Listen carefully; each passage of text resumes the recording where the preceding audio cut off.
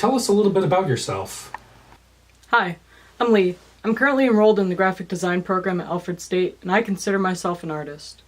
I use mostly traditional mediums such as acrylic paint, gouache, and colored pencil, but I also dabble in digital art as well. Being an artist can be frustrating, and it requires a lot of patience and hard work. However, once a piece is finished, it's one of the most rewarding feelings knowing that I created something from scratch. What is the process like? First and foremost, I practice drawing a lot. Every artist has to build up a certain skill level. It takes a lot of practice and repetition to build up muscle memory. You also have to kind of have a knowledge of what something is supposed to look like in order to transfer that to a drawing.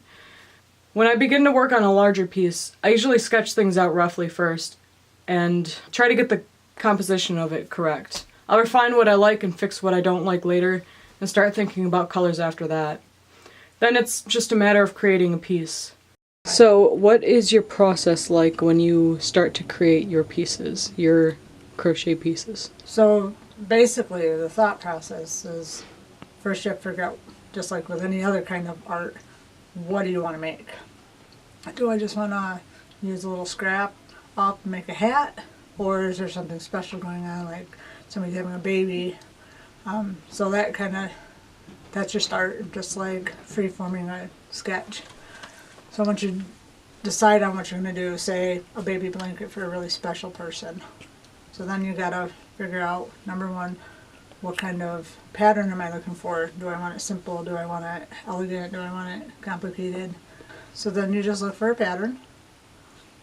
And then you gotta figure out the kind of yarn. You have to go by weight. Do you want it soft? Do you want, so the texture of the yarn. And then it's basically just getting your supplies around and getting it started.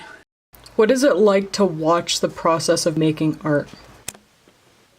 It's interesting seeing the creative process as a whole. There's a lot going on between initial ideas, coming up with what you want to do in the first place, and then seeing preliminary sketches and whatever sort of like initial work needs to be done, deciding whether or not it's going to work, and if it is going to work, deciding where to go from there, and if it's not going to work, then coming up with new ideas altogether and seeing the whole process over again.